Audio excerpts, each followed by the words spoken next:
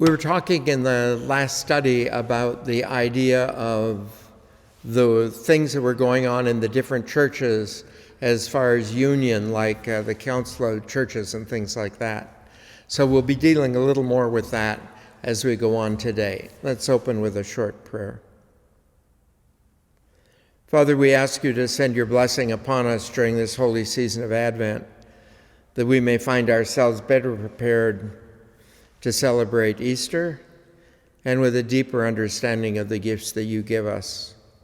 We ask this in the name of Jesus, the Lord. Okay, in France, in a town called Tizay, a monastic community was formed by a brother by the name of Roger. And it was composed of more than 70 members from different Catholic communities, and Roman Catholics were among them. To this day, many young people from all over the world gather there each year to pray and study. I went to Tizay about 5 years ago, and it's in the countryside, and it's kind of a monastery. Roger has died, and he's been replaced by a Roman Catholic priest. But in the community, there are many denominations, and those that can worship together do, and those that, like we do not have intercommunion. So the Catholics would be in their own group when they celebrate the Eucharist. But as a result of that, the major religious service at Tizay is actually the office where you read the Psalms, because everyone can do that together no matter the denomination.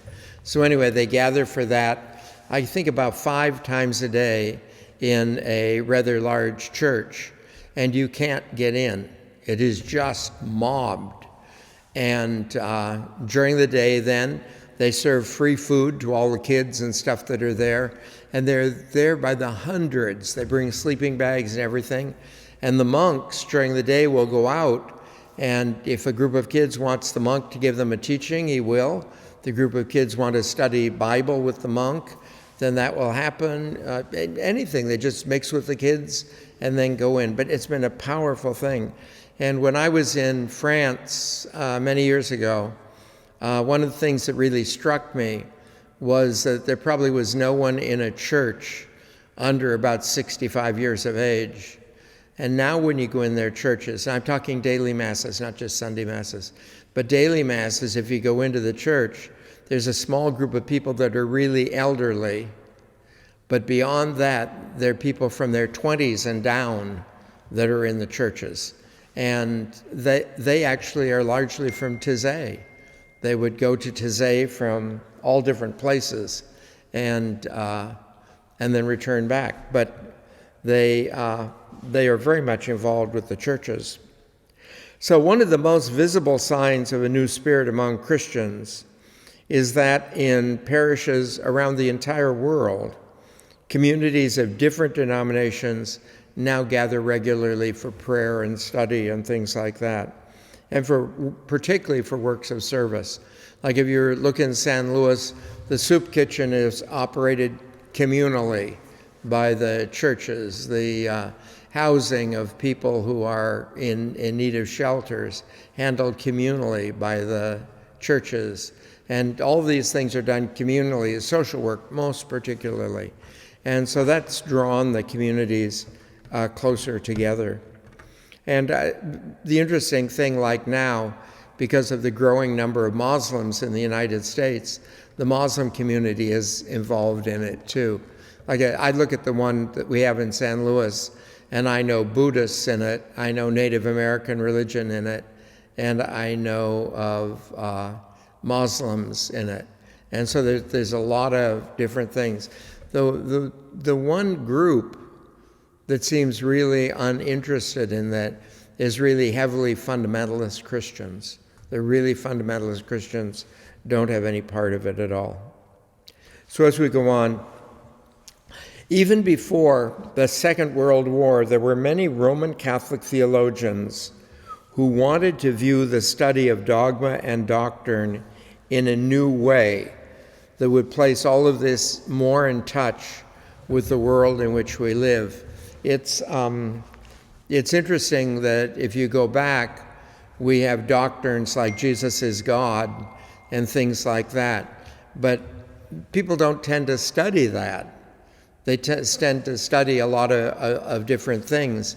And these theologians wanted to make the depth of Roman Catholic theology available to people so they could study it as members of the community and not just reserve that to theologians. I'll go through a list of several of them. I'm going to move my phone away. It's making noises.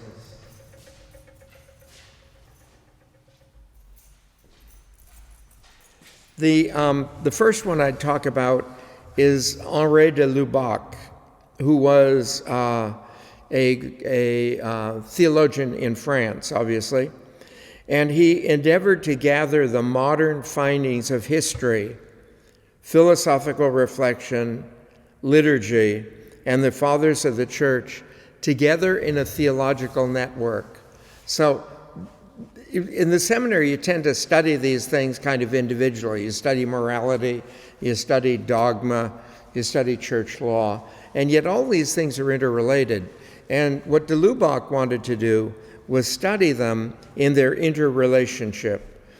During the war, he had been part of the resistance in the country of France, and he focused on the human desire to know God and God's efforts to receive people. So he had this two-sided thing, and what he was understand he's doing this in the whole Nazi thing going on in France. So he's part of the underground movement while the Nazis are in charge, and he's looking at people's pursuit of God that you would see in the Nazis' pursuit of God, the Christian pursuit of God, and simultaneously we would get from the scriptures is the concept of God pursuing us. And so he tried to focus on this, and he was criticized by a lot of theologians as naturalizing the whole Christian faith. And they were thinking that he was making everything too shallow. And I guess if I were to use the example, I'd use the example of a doctor. When a doctor comes in to speak to another doctor, he speaks very differently than he speaks to other people. And so if I have some problems with my heart, and the doctor were to discuss with another medical person about what to deal with the heart, he would use a language I wouldn't understand. But when he comes into me, he uses a language by which I can understand what he's saying about my heart. But the other guy could well criticize, well, you're not being too exact. It isn't a vein, it's this vein. It isn't, that sort of thing. And that's what happened to de Lubac. De Lubac was a very high-level theologian, and he decided to present the faith so that these high things in theology would be knowable to the normal run-of-the-mill Christian. And the other theologians criticized him as though he was watering down the faith or something. The next person is Edward Schillebeck, and he was a Dutch theologian. I had him as a professor at one time, incidentally.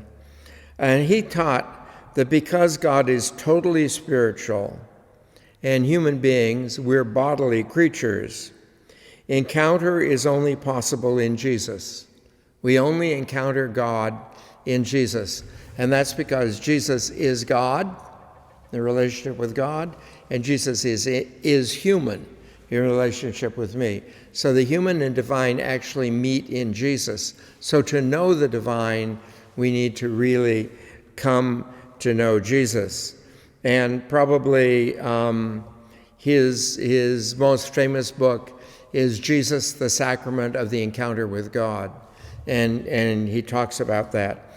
He did a lot of work in the area of theology, but his whole focus, everything he deals with God, he begins with Jesus and develops God. Then everything he deals with us, He sort of begins with us and then ends with Jesus. And that's kind of the way he put it together. Another one was Yves Congar, and he was a French theologian, obviously, and was focused on the church. And he was one of the most important influences on the Second Vatican Council. His focus on the church, on what it is, how it functions, everything, he focused on the church itself. And it's largely due to his influence that so much of the Vatican Council ended up dealing with the liturgy. But he was a guy that was so avant-garde, he was very, very suspect. And when the Vatican Council began, John the 23rd made him one of the major theologians at the council. I'll tell you how the major theologians worked at the council. If I were a bishop and I were to go to the council, I'd be a voting member of the council and I could present my opinion and everything. There were, however, a huge bank of theologians, famous theologians, and they were all there. They couldn't vote and they couldn't speak. But suppose I wanted to present a set idea, I would talk to Congar so that Congar would show me any flaws in it from theology and set it up so that I could present it. These experts, as they were called, were very, very important to the council. And Yves Congar was probably the most influential of all of them. And one of the reasons he was is most people had not heard him. And it's because he'd been trounced on because of being so avant-garde.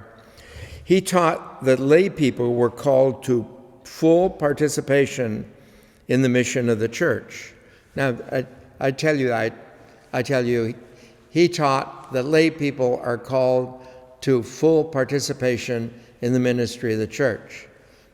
Okay, now what does that mean when it comes out of Vatican II?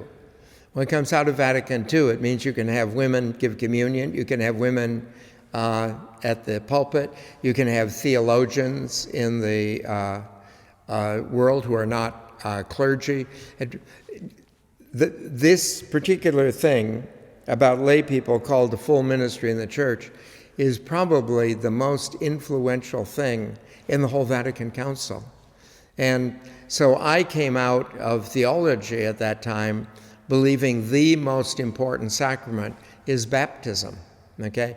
Now, when you start talking about the most important sacrament, I think you could debate that, because sacraments are, in fact, an act of God.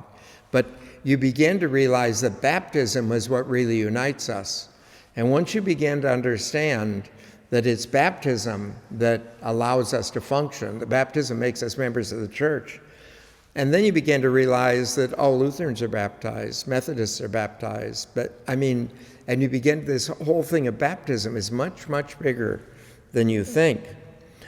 He said the church is much larger than the Catholic Church alone. Again, once you begin to teach this thing about baptism, church gets much bigger. And remedied the church and reminded the church of the constant need of reform. One of my favorite quotes in history is Martin Luther. When Martin Luther founded the Lutheran Church in Germany, it of course was an effort to reform the Catholic Church, and he was pushed out, so he had his community there. But one of the things that went on in all of that, as a result of it, if you go to Germany, there is no Lutheran church in Germany. It's called the Reformed Church. We're called the Catholic Church. That's called the Reformed Church. And so Luther maintained that he founded the Reformed Church, and we in the Catholic Church were the ever-reforming church, but never quite reformed. And that's part of Catholic theology, that we never will arrive at this perfection. And for that reason, we need to constantly go on. You remember the quote from Newman, to improve is to change, and to be perfect is to have changed often, to go on with this. So all of this came from Congar. And again, I think he was far and away the most influential theologian at the council. I should also mention that if you're interested, he kept a diary during the council, and it could not be published until 50 years after the council, so it was published pretty recently. And it's interesting, his judgment on certain bishops and stuff who he dismissed as absolute idiots when they got up to speak, because they hadn't consulted with a theologian or anything. Some of the things they said were bizarre. But Kungar's view of the thing, just tell you one story about Kungar. In order to choose, I think I mentioned this on the tapes before, but in order to choose the people who would be part of the small groups that would form the papers they would vote on in the council, the head of the Holy Office, who was Cardinal Octaviani, published a list of all the bishops and passed them out so the bishops could vote on who they wanted on these different committees. But he did something interesting. He was head of the Holy Office, and all the bishops of the Holy Office whose names appeared on the list, their names were in capital letters, and everyone else's name was just like normal. And so they were about ready to give the vote, and I believe it was a bishop from Brazil, an elderly bishop, got up, and he said, "I don't think we should vote on this stuff now because we don't really know one another." So he says, let's just take a week, have time to get to know one another, have parties in the evening and that sort of stuff, and everyone get to know who everyone is. Yves Kungar, in his diary, is listening to Octaviani say that these lists will be passed out, and he gets the list and he looks, he sees the capital names on the thing that are more likely to be circled, the capital names. And he's just literally in despair. And then this Brazilian bishop gets up, and the council voted to do what the Brazilian bishop said, which was take that week. And Kungar has in the margin on his notes, Christus vincit, which means Christ has won. And that changed the council, changed the nature of the council. In France, there was an experiment. It was called the worker-priest movement. Remember, we're talking about the leading up to this point, if we could go back maybe 100, 150 years, there was the normal people and the royalty, and the church identified with the royalty. And so as royalty began to disappear, kings and stuff became simply like England. The queen is ceremonial, okay? She doesn't make the laws, that sort of thing. And so as that happened, the lay people largely moved away from the church, and the church was marginalized. So there were many efforts to get back to these people. And this was one of the things going on, the worker-priest movement. The church in Europe realized that more and more of the workers of the world were moving away from the church, and new ways needed to be found to make clear that the message of Christ is actually for everyone. So the cardinal in Paris gave permission to some of the priests of the diocese to cease wearing their clerical garb and go to work in the factories of Paris, just to work among the workers. Now, let's say you had 4 priests. The 4 priests would get a job or jobs in the factories. They would wear regular clothes. They work with the people in the factories. They would come together. They would share an apartment. And then at that apartment, they would say Mass. And they would invite workers who wanted to come or anything to the Mass. That was always open. But they didn't dress or present themselves as priests. You had to discover that or come to know them. The experiment seemed to work because the believers came to know the priests as regular people and simply like themselves. So it seemed to be really working. The Pope, however, became alarmed because of the effect of the experiment on priests. What happened was many priests who were worker priests ceased to be priests, and they continued to work in the idea of bringing people into the church and stuff like that, but they didn't function as clergy. if you aren't wearing the clerical garb or anything, they felt kind of away from it.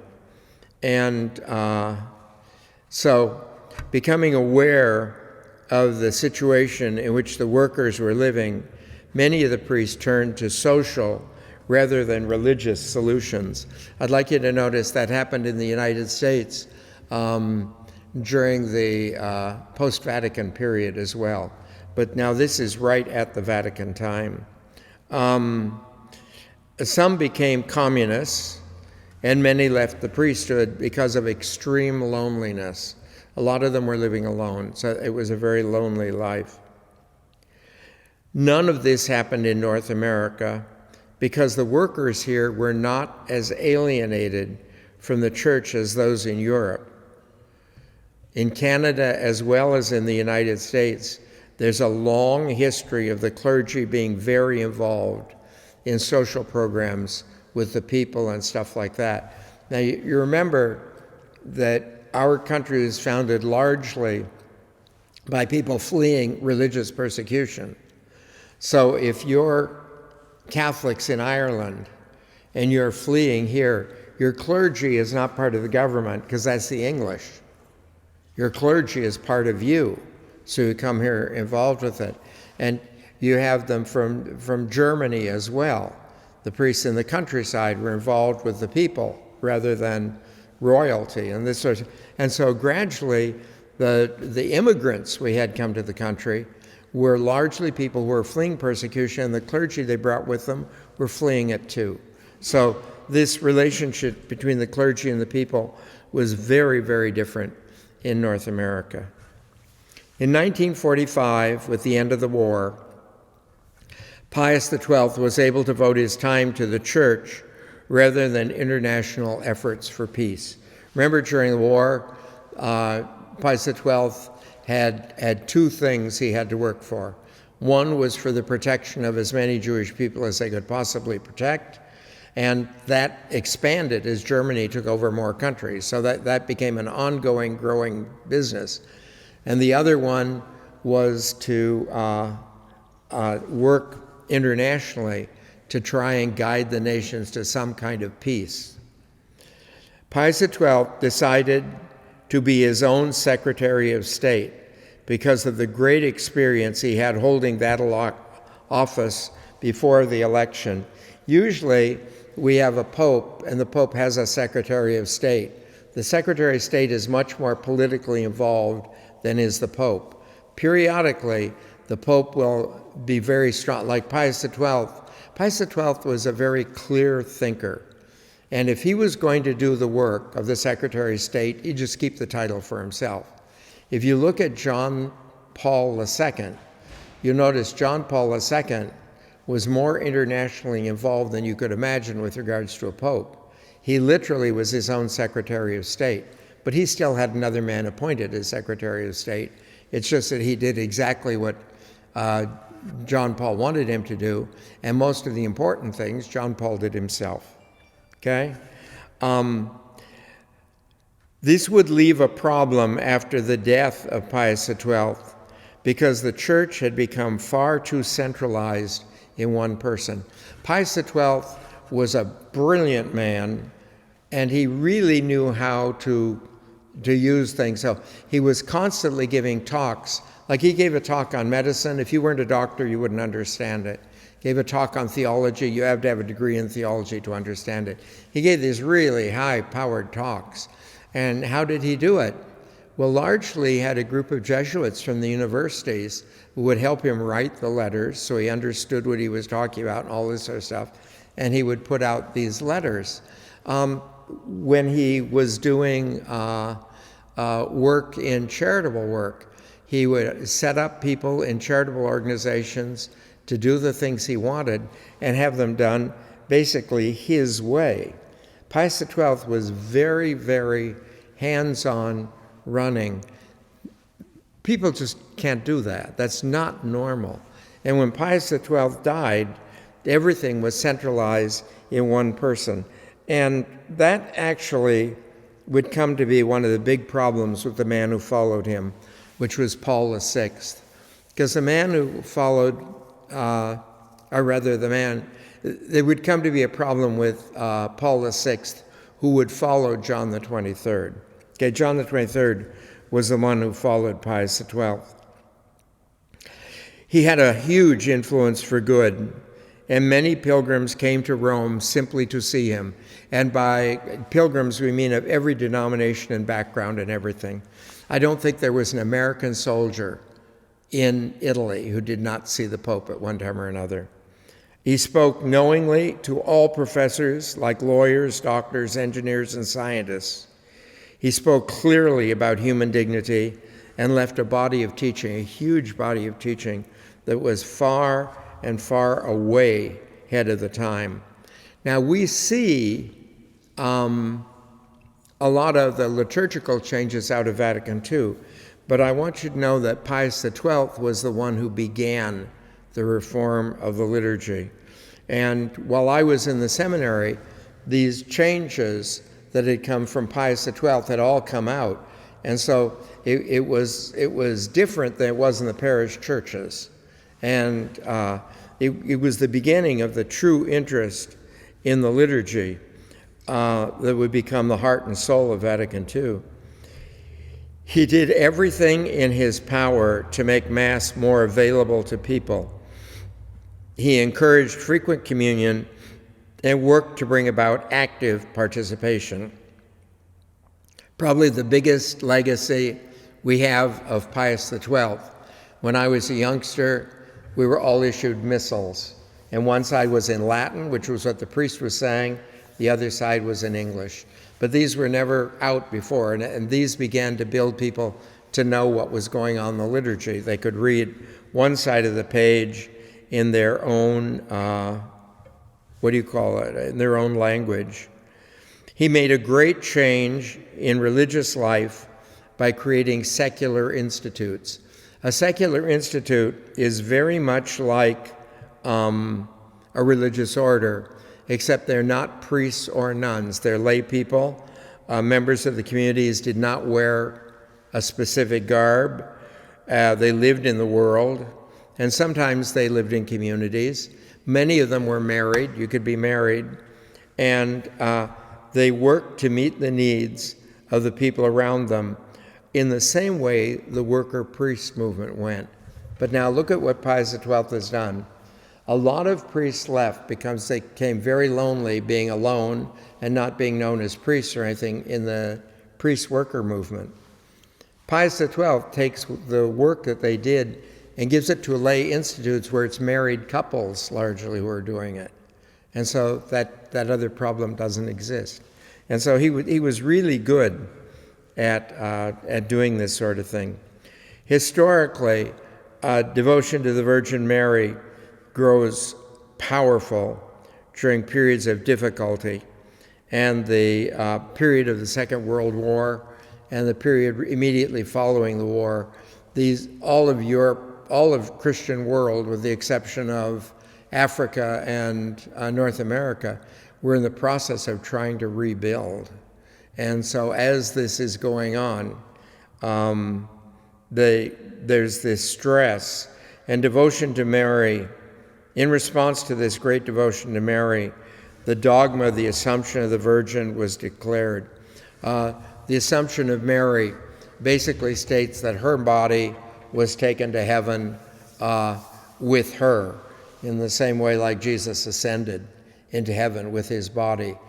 The rest of us, our spirit, goes to God while our bodies disintegrate, and then we're given our body back at the resurrection of the dead.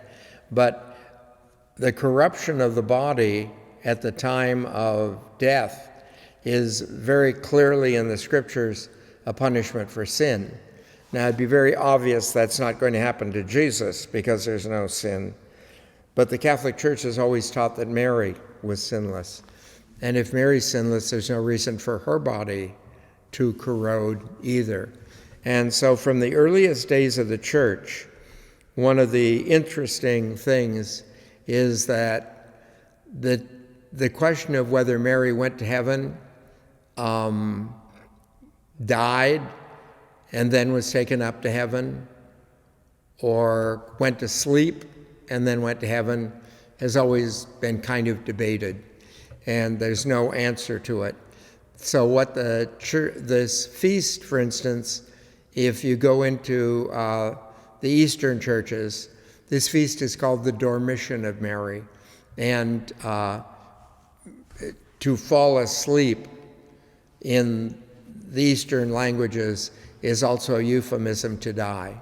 So they never really resolved whether or not Mary died, but they did resolve by the dogma that Mary's body was taken into heaven. The period after the Second World War was particularly difficult for the church that was in countries now dominated by the communists. It was a goal of the Soviets to create a godless society. And in the process, there were many Catholics who abandoned their faith and turned to a very materialistic life under communism.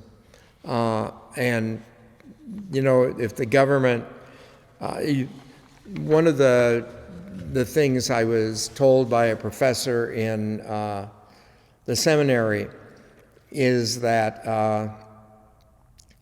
and this is just hypothetical, I don't remember how exactly he said it, but let's say that 20% of the people in the world have real convictions. Okay, 20% have real convictions.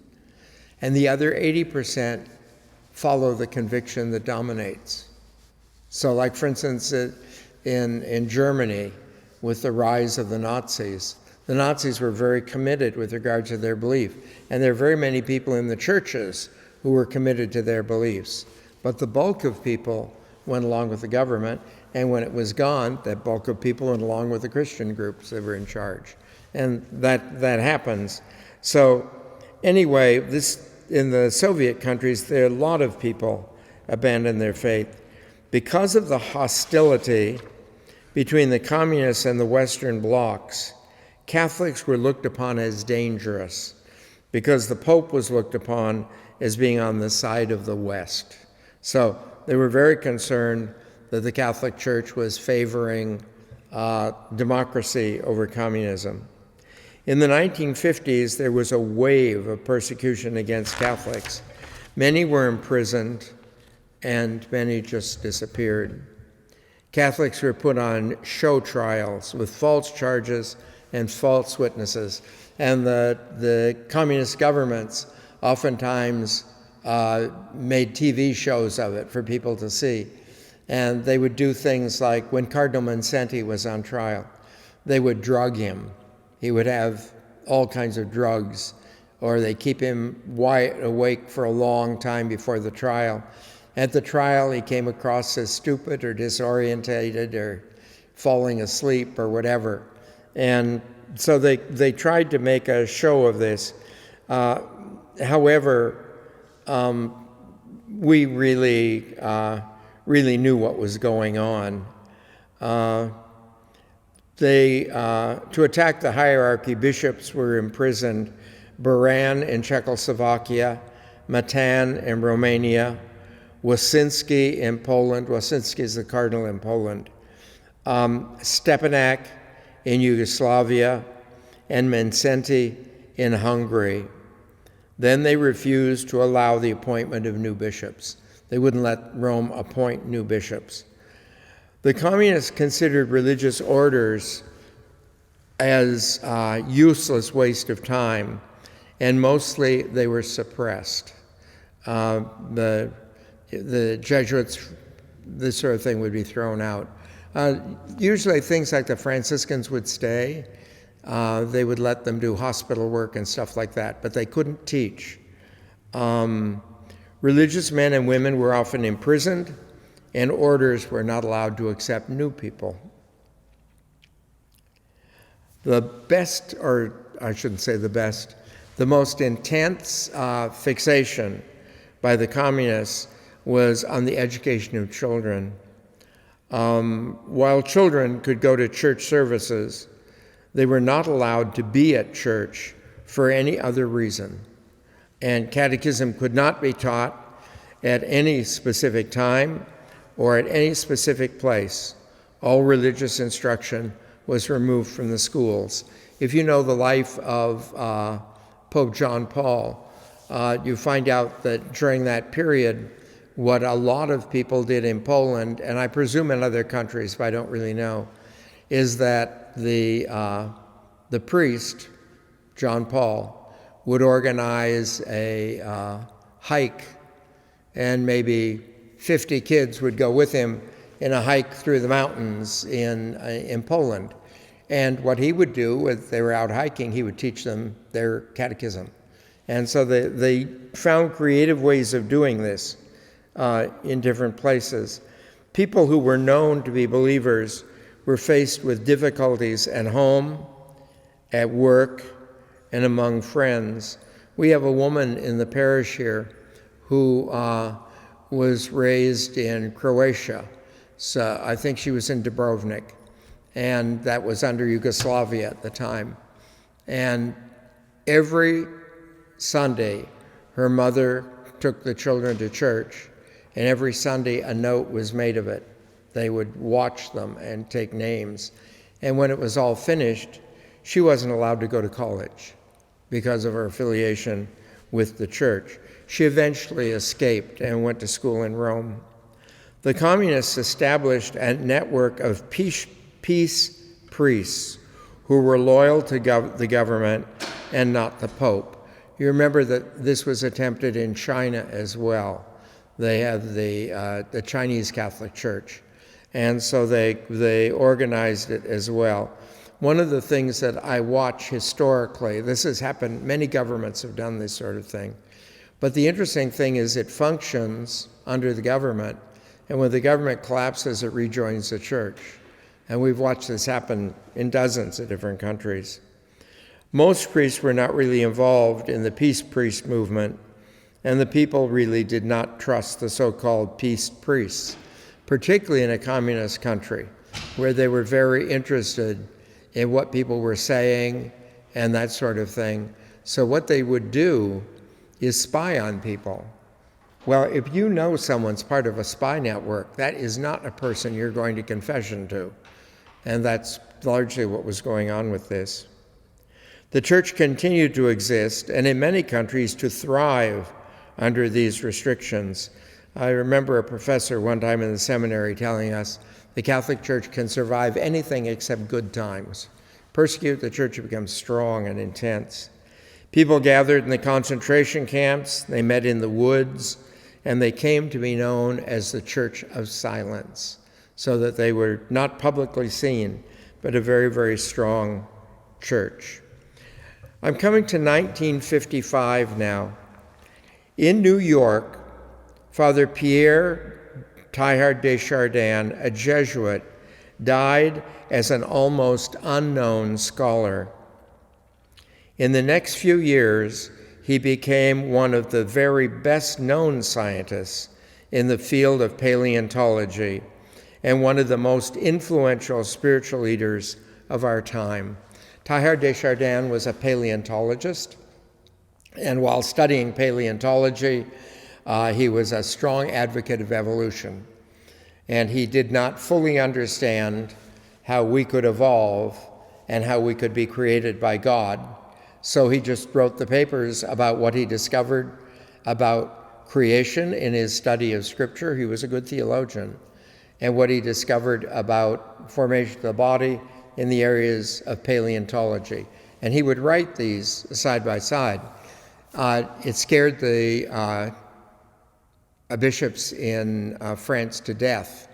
And the bishops in France got permission to deny him the ability to publish any works. And I think the only work he had published before he died was called The Phenomenon of Man, which was purely a science book in paleontology. But anyway, so he was forbidden to publish, but he was not forbidden to write.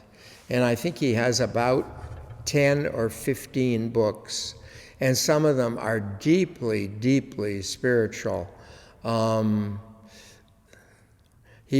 Probably his most famous is called The Divine Milieu, milieu is the French word for environment.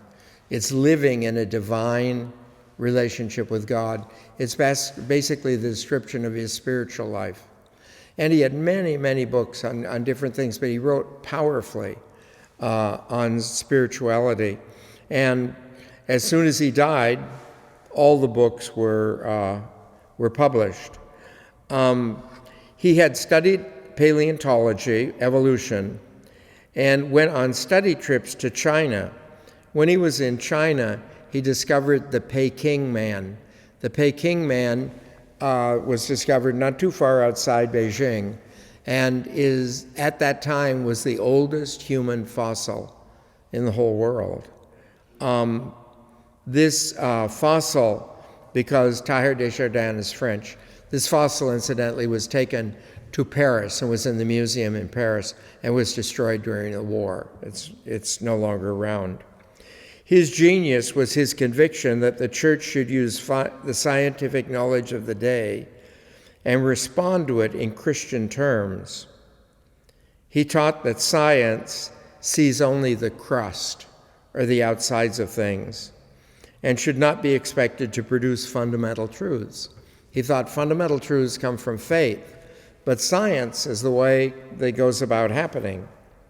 He believed that the universe had been evolving greater organization and unity, the same goals as the church, to get organization and unity in the world. This movement started long before there were people on earth and was far from finished. This idea of what we would call organization and unity, he sees it happening in molecules to begin to form life. He sees it happen in molecules to form crystals. He sees just this idea of this unity and organization. He believed that one day it would be completed when all would converge at what he called the omega point. Everything would come together. The organization would be complete, where we would be united in the second coming of Jesus. Science, history, and the church are all moving towards that single point today. And that was largely the focus of his studies as to how they move together. People aid this by working to bring about unity. So while the world is working for unity, you and I aid it to the degree we work for unity. We work largely for unity among people, but you can work for unity in different things in science and in nature. His views were frightening to many in the church who saw them, first of all, as a denial of creation. Teilhard was forbidden to publish any of his writings while he lived, with the exception of Phenomena of Man, which was purely a science book. But he continued to write. When he died, his works were published and spread quickly all over the world. For scientists, his findings were a step in the growing field of paleontology. For Christians, it was a move to align theology with science. And finally, for everyone, is a great source of inspiration to discover what science had done to his faith. The end of World War II saw society becoming more and more impersonal, something that goes on still today. And particularly, this was going on in large cities, as distinct from, rural areas. But now we see it's rising in rural areas as well. Almost as if each person lived an individual life, ignorant of the lives and the problems of others. Okay? We'll call it there and go in and look at some of this alienation of society next time. Thank you very much.